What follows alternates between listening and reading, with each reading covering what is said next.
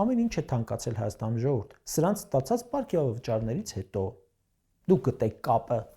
2025 թվականի դեկտեմբերին 24-ի դեկտեմբերի համեմատ թռչնամիսը թանկացել է 4.3%-ով, տավարի միսը 11.7%, խոզի միսը 12.7%, գառան միսը 14.1%, հացը 3.6%, մակարոնը 7.9%, գրեչկան 9.4%, ոլորը, ձուկը, կարագը, ձեթը, ձուն, ամեն ինչն է թանկացել, կաթնամթերքը։ Սա այդ պարգևավճարների տարվա վերջում վերցրած պարտքի գինն է դուրս գալիս թանկացումներով։ Մտար խանութ ու տեսար հացը թանկացել է, ժողովուրդ ջան, քաշը պակասել է, դա ՔՊ-ի պարգևավճարների փողն է։ Այն որ սրանք են սովորացրել մեզ, հենց այդպես մտածել, եթե թանկանում է ու անհիմն, ուրեմն իշխանականից մեկը օգտվում է։ Այն որ թոշակ չի բարձրանում, աշխատավարձ չի բարձրանում, ամեն ինչ թանկանում է, այ դա այն է, որ ասում ենք սրանց վերցրած վարկերը, շռայլ ծախսերը ժողովրդի ջանից են դուրս գալիս։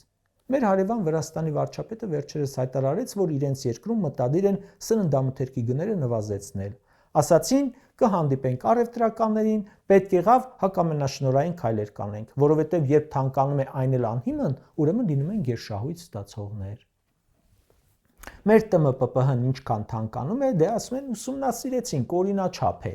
նորմալ է։ Բենզինը կտրուկ թանկացել էր, այդ պատասխանը տրվեց։ Չնայած դրսի շուկայում բան չի փոխվել, դեռ լարսն էլ փակ է, այնուամենայնիվ բենզինը իջավ 50 դրամով։ Ու էլի նորմալ է։ Բայց ո՞նց է նորմալ, եթե ամեն լիտրի մեջ տարիներ շարունակ գերշահույթ են ստացել։ Հեղուկ գազի թանկացումը ռեկորդ է, նման գին երբեք չի եղել Հայաստանում։ Հեղուկ գազի գինը կարող են օրինակ դարձնեն 500 դրամ, իսկ մինիստրը ստանա արդեն 20 միլիոն դրամ պարգևավճար։ Իրենց ձեռի տակ չի, թող անեն,